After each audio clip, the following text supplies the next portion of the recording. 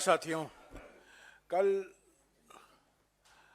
हमने एक press conference की थी जहां हमारे महासचिव संगठन और कोषाध्यक्ष भी मौजूद थे और विषय था, आपको मैं याद दिला दूं, जो कर आतंकवाद हमले हो रहे हैं कांग्रेस पार्टी पर और कांग्रेस पार्टी को आर्थिक रूप से अपंग बनाने की प्रयास की जा रही है, जो बीजेपी सरकार, मोदी सरकार लगी हुई है, उसके बारे में जो कुछ जानकारी हमारे पास थी हमने आपके द्वारा देश के सामने रखा।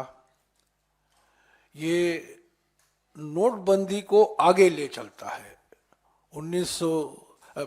2016 में नोटबंदी हुआ था और जो अभी कांग्रेस पार्टी के खिलाफ एक अभियान चलाया जा रहा है मोदी सरकार के द्वारा, ये खाता बंदी है।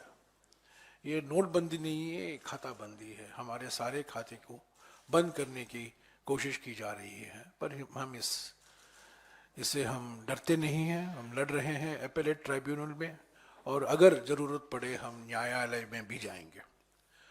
पर आज जो विषय कल मैंने जिक्र किया था संक्षिप्त में, पर आज जो मैं विषय लेना चाहता हूँ, ये अगर कांग्रेस पार्टी के खिलाफ जो किया जा रहा है, एक तरफ से उत्पीड़न की राजनीति और प्रतिशोध की राजनीति को दर्शाता है, आज जो मैं विषय उठा रहा हूं वो हफ्ता वसूली का प्रतीक है। ये ब्लैकमेल की राजनीति है और जिस तरीके से ईडी, सीबीआई और इनकम टैक्स की संस्थाएं का दुरुपयोग हुआ है। कल पॉलिटिकल पार्टी, राजनीतिक दल के खिलाफ जो कार्रवाई की गई थी उसके बारे में हमने जानकारी दी और आज मैं आपको जानकारी देना चाहता हूं कि यही संस्थाएं हमारी निजी कंपनियों के खिलाफ किस तरीके से दुरुपयोग हो रहा है ताकि उनसे चंदा लिया जाए, हफ्ता वसूली की जाए। आज सुबह हमारे महासचिव संगठन के.सी. वेणुगोपाल जी ने वित्त मंत्री को एक खत भी लिखा है। ये रहे खत, इसकी कॉपी आपको मिल जाएगी। 3 पेज का खत है, इसमें सारे डिटेल हैं और ये जानकारी कई डिजिटल न्यूज़ साइट में भी प्रकाशित हुए हैं और ये सारी जानकारी इलेक्शन कमीशन, चुनाव आयोग के वेबसाइट से ही प्राप्त हुए हैं। ये कॉपी, इन खत की कॉपी आपको मिल जाएगी। आज सुबह ही हमने, हमारे महासचिव संगठन ने वित्त मंत्री को खत लिखा है इसके बारे में और मोटे तौर से ये बात ये है कि 2018-19 और 2020-23 वित्तीय वर्षों में, इन 4 वर्षों में करीब 30 निजी कंपनियों के खिलाफ ईडी की कार्रवाई की शुरुआत हुई, सीबीआई की जांच की शुरुआत हुई, इनकम टैक्स की जांच की शुरुआत हुई। करीब 30 कंपनियां हैं। इसके नाम भी इलेक्शन कमीशन के वेबसाइट में मौजूद हैं, आप देख सकते हैं। ये प्रकाशित भी हुआ है कुछ कंपनियों के नाम।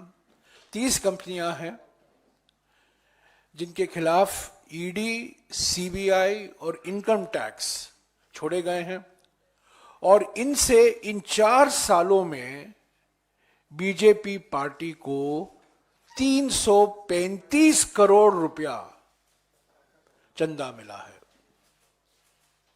1 करोड़ नहीं, 10 करोड़ नहीं, 100 करोड़ नहीं, 335 करोड़ रुपया। और ये डिक्लेयर्ड है, ये घोषित किया गया है बीजेपी की ओर से और ये सब जानकारी इलेक्शन चुनाव कमीशन के वेबसाइट पर आपको मिल जाएगा। 30 कंपनियां हैं। इन 4 साल में 335 करोड़ रुपया चंदा बीजेपी को मिला है और हम समझते हैं, ये मानना है, बिल्कुल साफ सबूत है कि ये हफ्ता वसूली और कुछ नहीं है। कुछ ऐसी कंपनियां हैं जो 2018 के पहले कभी बीजेपी पार्टी को चंदा नहीं दी थी। 2018 के बाद उन्होंने चंदा देना शुरू किया। कुछ ऐसी पार्टियां हैं कुछ ऐसी कंपनियां हैं जिनके खिलाफ जो कार्रवाई शुरू की गई है वो कांग्रेस पार्टी को चंदा दिया करते थे पहले, वो कांग्रेस पार्टी को भी चंदा देना बंद कर दिए हैं। कंपनियों के खिलाफ जो कार्रवाई करनी है आप कीजिए। अगर कोई कानून का उल्लंघन हुआ है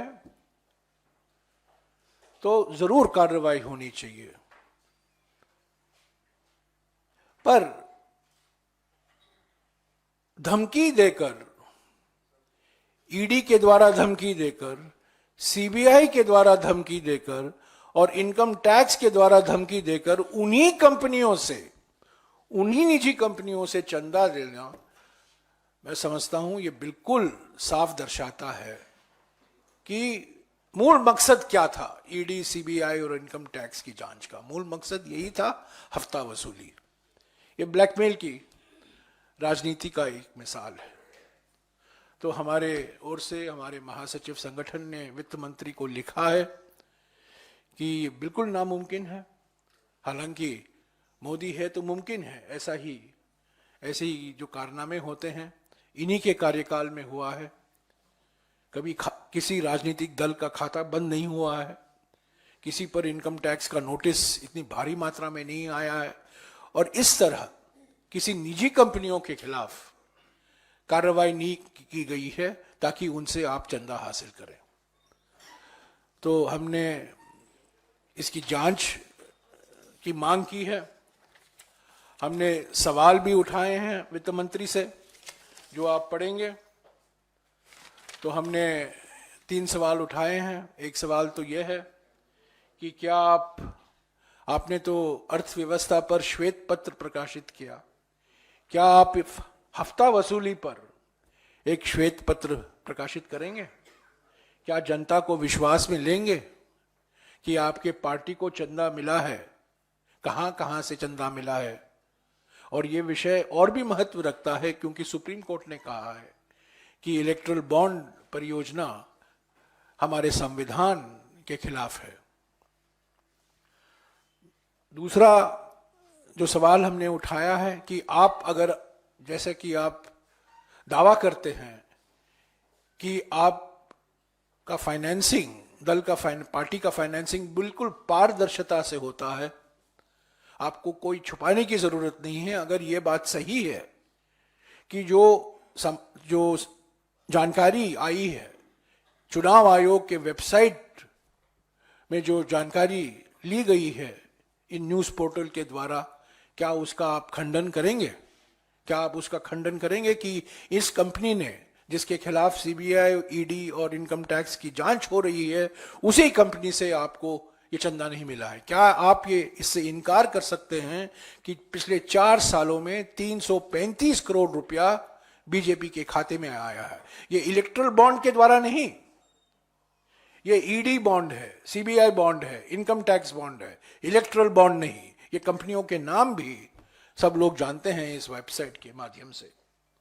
और तीसरा सवाल जो हमने कहा है कि अगर आपकी नीयत साफ है, अगर आपने कुछ गलती नहीं की है, कि क्या आप एक सुप्रीम कोर्ट द्वारा मॉनिटर्ड जांच को स्वीकार करेंगे?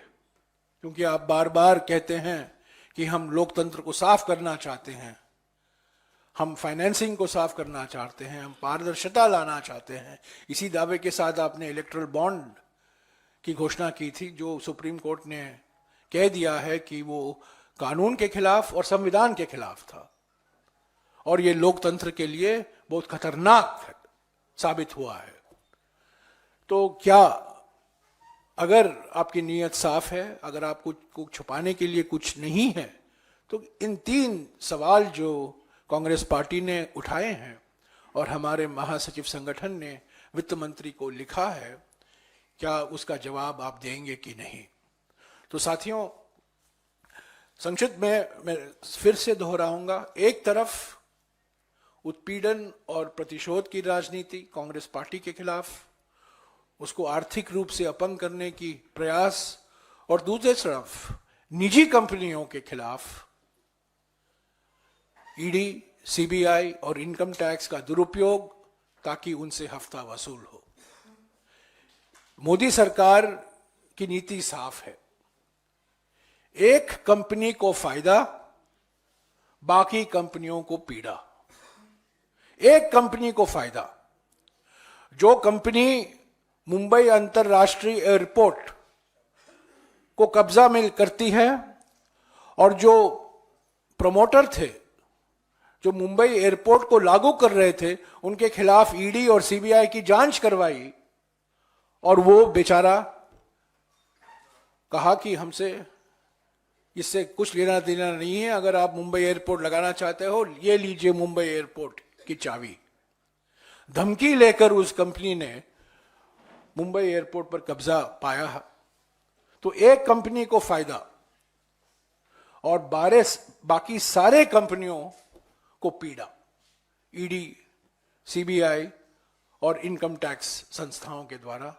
और अगर आपको राहत चाहिए तो बीजेपी को चंदा दीजिए। 335 करोड़ रुपया ऐसे ही इकट्ठा हुआ है। ये हफ्ता वसूली रणनीति है, हफ्ता वसूली पार्टी है, हफ्ता वसूली सरकार है। तो ये लोकतंत्र को कमजोर करता है, ये लोकतंत्र के खिलाफ है। और बिल्कुल साफ है कि प्रधानमंत्री, गृह मंत्री, भारतीय जनता पार्टी कुछ भी कदम लेने के लिए तैयार हैं जो गैर कानूनी हैं, जो हमारे संविधान के खिलाफ हैं, लोकतंत्र तांत्रिक सिद्धांतों के खिलाफ हैं, ताकि वो किसी भी हालत में सत्ता में वापस लौट आए। पर हम समझते हैं कि जनता जान गई है, इन सब कारनामों से तंग आ गई है। और आज आप देख रहे हैं किसानों के खिलाफ राष्ट्रीय सुरक्षा कानून लगाने की घोषणा भी हुई है, नेशनल सिक्योरिटी एक्ट लागू करने की घोषणा हुई है। एक हमारे प्रधानमंत्री हुआ करते थे जिन्होंने नारा दिया था हमारे देश को, जय जवान। और आज हमारे देश में एक प्रधानमंत्री हैं जो नारा दे रहे हैं जेल जवान, जेल किसान। जय किसान नहीं, जेल किसान। तो ये हकीकत है, बौखलाई हुई है, घबराई हुई है, परेशानी में है मोदी सरकार। बहुमत दिखाई नहीं दे रही है। कुछ भी कहें, 370, 400, कोई नंबर, कोई आंकड़ा लें, पर वो जान गई है कि सत्ता में आना उनका वापसी बहुत मुश्किल हो रहा है दिन बाय दिन। तो यही वजह है कांग्रेस पार्टी के खाते को बंद करना, निजी कंपनियों को तंग करना, किसानों को जेल में डालना। ये सब असली चेहरा मोदी सरकार का देश के सामने दिखाई दे रहा है। ये खत की कॉपी आपको मिल जाएगी जो अंग्रेजी में और हिंदी में दोनों में आज हमारे महासचिव संगठन ने वित्त मंत्री को भेजा है। शुक्रिया। Just circulate all the letters. Yeah. हाँ जी, मैं आरोप नहीं लगा रहा हूं। देखिए, ये शब्द मत कहिए कि आई एम एलिजिंग। मैंने एलिज को नहीं किया है, मैंने आरोप नहीं लगाया। ये सब जानकारी चुनाव आयोग के वेबसाइट पर कोई भी प्राप्त कर सकता है। ये वेबसाइट पर है, ये पार्टी द्वारा जानकारी दी गई है, ये कंपनियों का नाम है किनके खिलाफ ईडी, सीबीआई और इनकम टैक्स की जांच हो रही है, वो भी पब्लिक में है। वो तो ये हम कोई आरोप नहीं लगा रहे हैं, जो वास्तविकता है वो हम देश के सामने रख रहे हैं कि 30 कंपनियां हैं, इनके खिलाफ ईडी, सीबीआई और इनकम टैक्स की जांच हो रही है। और इन्हीं 30 कंपनियों ने पिछले 4 वित्तीय सालों में 335 करोड़ रुपया चंदा बीजेपी को दिया है। उस पर सवाल है। तो ये आरोप नहीं है, ये सवाल है।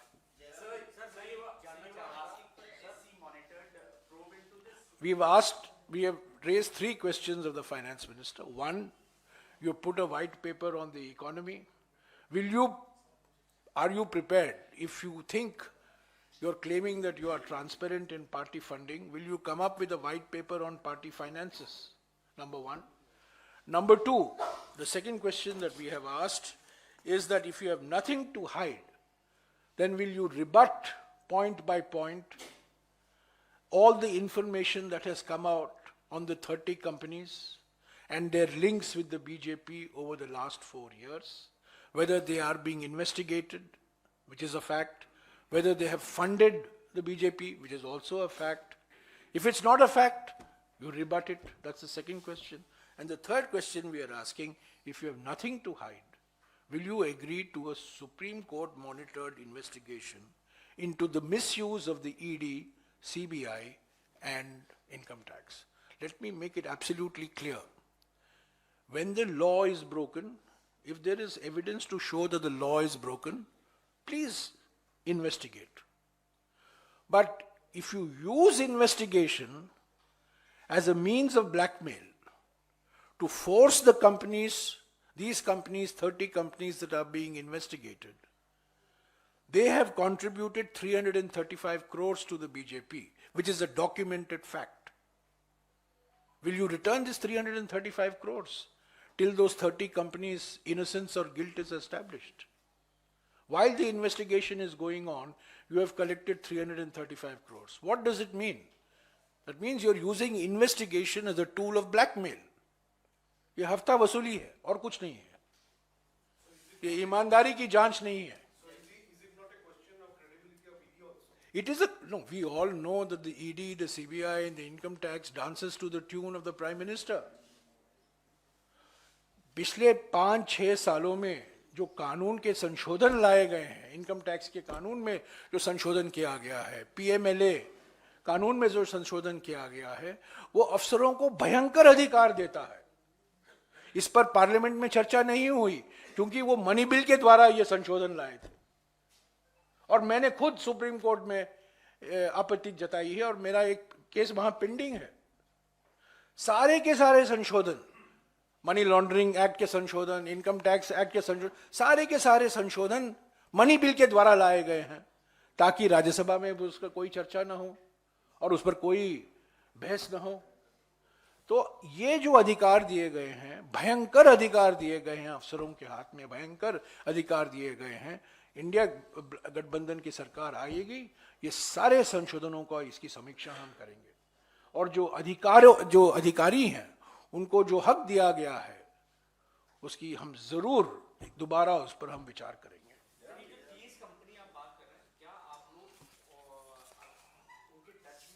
नहीं, मैं उनके टच में नहीं हूं. ये 30 कंपनियां की लिस्ट अगर आपको चाहिए, आप वेबसाइट पर जाइए. जिस डिजिटल वेबसाइट को बड़े धैर्य शैली से वो मेन स्ट्रीम मीडिया के नहीं थे, पर उन्होंने इन 30 कंपनियों को नाम भी दिए हैं. मेरे पास है वो नाम और ये 30 कंपनियों के खिलाफ जांच हो रही है और इस 30 कंपनियों के नाम बीजेपी ने जो कागजात दिए हैं इलेक्शन कमीशन को कि कहां कहां से हमें चंदा मिला है, इलेक्टोरल बॉन्ड से नहीं और कहीं से जो चंदा आता है उसको डिक्लेयर करना पड़ता है. तो ये सब इलेक्शन कमीशन के वेबसाइट से ही हासिल की गई जानकारी है. हम कंपनियों से हमारा कुछ लेना देना नहीं है. मैं आपको बता दूं कि इन 30 कंपनियों में से सिर्फ 3 या 4 कंपनियां हैं जो कांग्रेस पार्टी को चंदा दिया करते थे. ज्यादातर इन 30 कंपनियों में से 23 कंपनियां हैं. 30 में से 23 कंपनियां हैं जिन्होंने 2018 के पहले बीजेपी को कुछ चंदा नहीं दिया था. मैं आपको और जानकारी दूंगा. ये 23 कंपनियां जो हैं 2018 के पहले बीजेपी के साथ उनका कोई ताल्लुकात नहीं था, पर 2018 के बाद इन 23 कंपनियों ने करीब 188 करोड़ रुपया 188 करोड़ रुपया चंदा दिया है इन 23 कंपनियों ने, जो 2018 तक कोई नाता नहीं था। जांच शुरू हुई, ईडी, सीबीआई, इनकम टैक्स छोड़े गए और 188 करोड़ रुपया बीजेपी को मिला। यह हफ्ता वसूल है। हाँ जी, एक मिनट जिन पर आरोप आप लगा रहे हैं, उनसे आप सवाल पूछ रहे हैं अपने मन से, वो तो ठीक है, लेकिन आप उन्हीं से जांच की मांग भी कर रहे हैं। क्या इस मामले को लेकर कांग्रेस सीवीसी या लोकपाल या for that matter supreme court जाएगी? कि जो बहुत सारे दरवाजे हम खटखटाएंगे, इसको यहां तक नहीं है। पहला कदम हमने लिया है, पहला कदम हमने वित्त मंत्री को अवगत कराया है, क्योंकि वित्त मंत्री को पूरी जानकारी नहीं हो सकता है, वो नहीं जानती होंगी। तो वित्त मंत्री को आज सुबह खत गया है, तो अभी और भी दरवाजे खटखटाएंगे, इसको हम यहां नहीं छोड़ेंगे। हमारे खिलाफ खातेबंदी की जो कार्रवाई की जा रही है वो अलग है, वो लड़ाई हम लड़ते रहेंगे। पर ये ईज ऑफ डूइंग बिजनेस वाली सरकार है, ईज ऑफ डूइंग बिजनेस वाली सरकार है, और उसी सरकार का असली चेहरा हफ्ता वसूली है। तो जहां कहीं हमें जाना है, लोकपाल, सीवीसी, हम जरूर जाएंगे, ईडी को भी हम खत लिखेंगे, पर पहला कदम हमने वित्त मंत्री को लिखा है।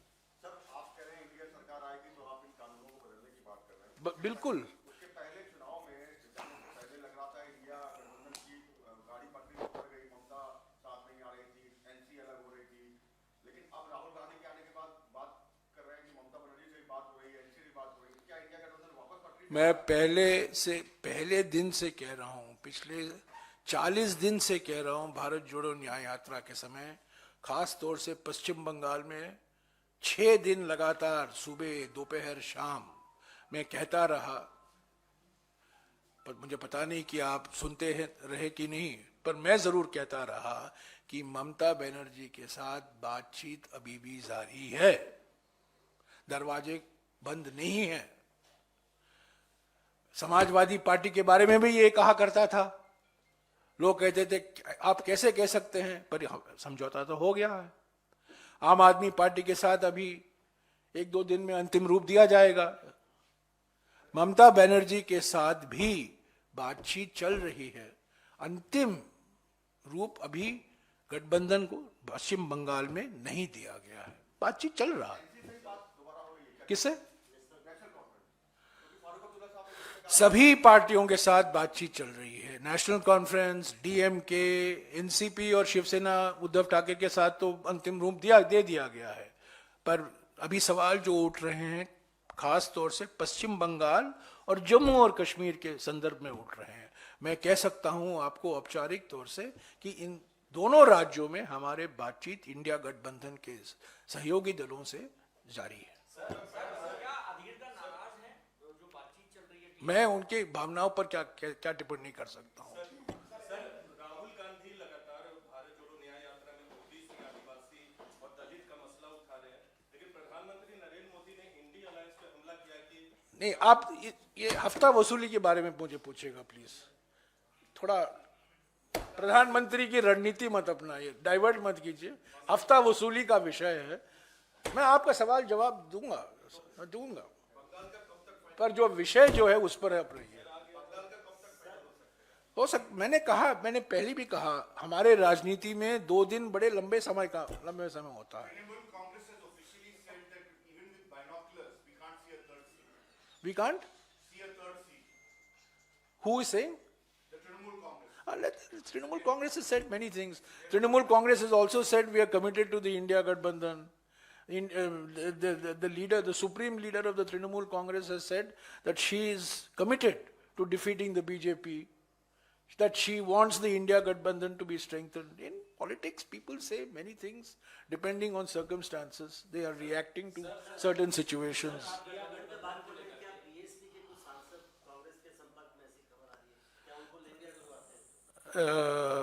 अभी देखिए अमरोहा में क्या होगा। कल अमरोहा में भारत जोड़ो न्याय यात्रा अब मुरादाबाद से हम शुरू कर रहे हैं 10 बजे, तो पहला संकेत आपको अमरोहा में मिलेगा। आप देखेंगे अमरोहा में पहला संकेत मिलेगा। यही सवाल आप पूछ रहे हैं ना यार, उन्हीं का सवाल है। तो हफ्ता वसूली के बारे में पूछो यार, हफ्ता वसूली के बारे में, हफ्ता वसूली के बारे में।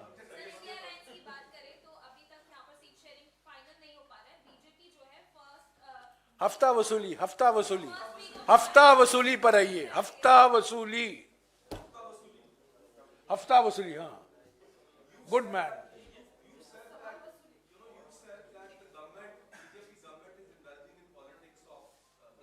यस,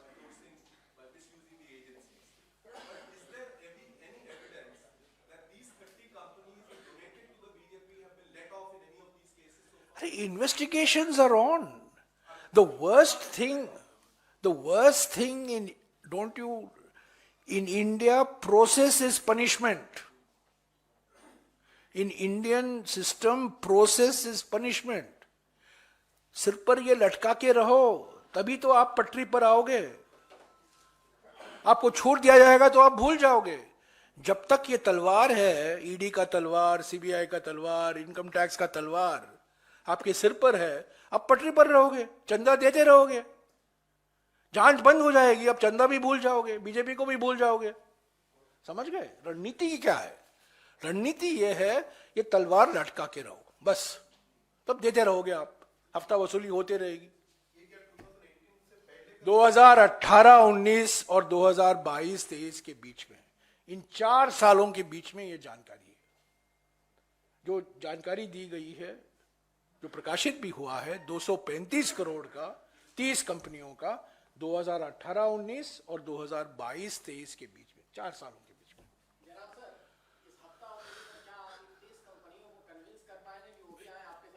नहीं, मैं आप स्पष्ट कह दूं, 30 कंपनियों के संपर्क में हम नहीं हैं। इन 30 कंपनियों के साथ हमारा कोई लेना देना नहीं है।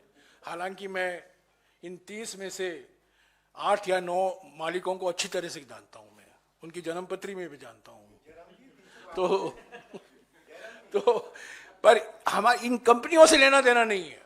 हमें लेना देना है हफ्ता वसूली सरकार से।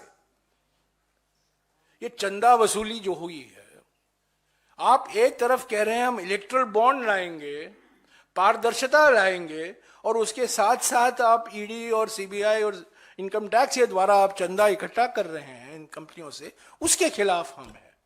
और जैसा कि मैंने कहा, एक कंपनी को फायदा और सारे बाकी कंपनियों को पीड़ा, ये ईज ऑफ डूइंग बिजनेस थोड़ी है। हाँ जी, अरे यार फिर से मैं बताऊं, 30 कंपनियां हैं।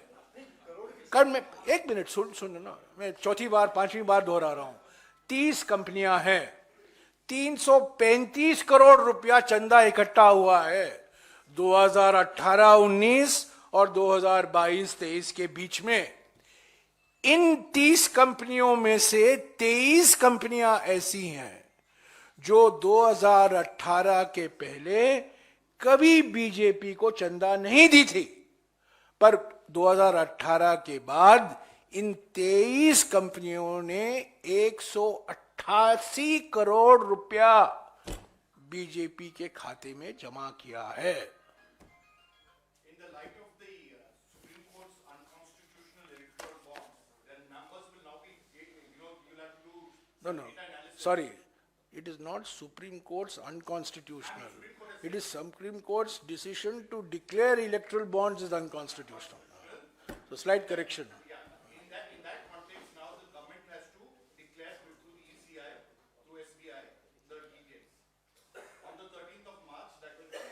With KYC and data analysis, we'll be able to speak.